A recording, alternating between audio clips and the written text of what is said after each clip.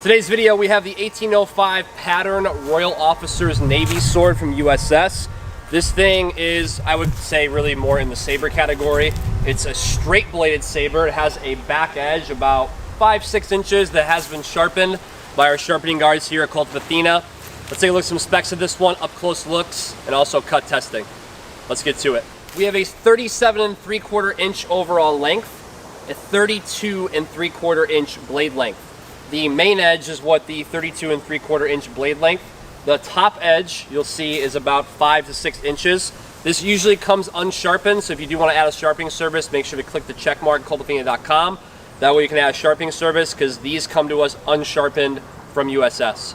Blade weight is 1 pound, 14.1 ounces. It's a very versatile blade for larger slashes, yes, but as far as holding this out in different thrust positions, it's very solid. We have the back of the blade strikes as well, as you'll see in the cut testing when we cover that. The handle, we have plenty of room on the handle, plenty of grip on the handle with a knuckle guard to protect the fingers, protect the second knuckle lining here, as you can see. We also have a little bit of a ring, well, really a guard really on the thumb side if a blade was to slide down, that way it doesn't knock right into your thumb. This is a faux ivory handle with a brass inlay, and you can see this is a full grip. It does belly up a little bit more, meaning it gets a little bit thicker toward the forefinger and the middle finger. The blade, if you're looking at something more of saber fighting where the weapon's going to be more out in front, even if you are someone that does categorize as liking rapiers and things like that, they're a little bit longer, this would be a great cut and thrust sword to add to your collection. The grip length itself is 3 3/4 inches, and we're looking at EN9 high carbon steel. Comes with a standard leather scabbard. This one does not have wood in it, so this is kind of like if you're familiar with windlass products or even Kult steel products. It has this it's just leather around here, and then it has brass. So you can do carry this for reenactments, for sword hangers and things like that. When you draw it, don't speed draw it because it's just leather for most of it, but it draws out nice and smooth, comes out.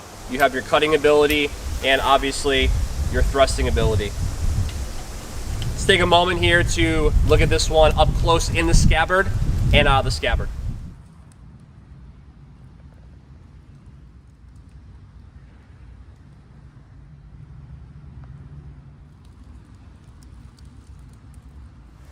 Quickly talking about cut testing, I was very impressed with this 1805 pattern Navy officer sword from USS. Did a really great job. This is one of my favorite blades that I've actually reviewed in the last couple of months.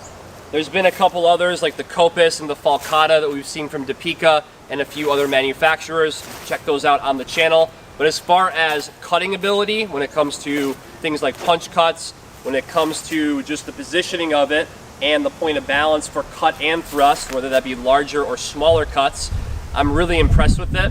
I also use some back of the blade strikes, which you don't really get to see very often because top edge strikes are a thing. And let's check out that cut testing on the tatami.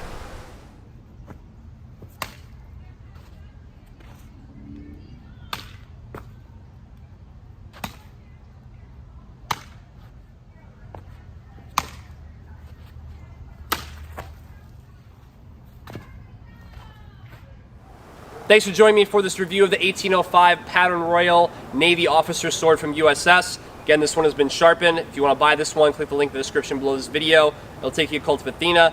Add a sharpening service, click the little check mark before you check out. Subscribe to the channel, like this video. See you in the next one.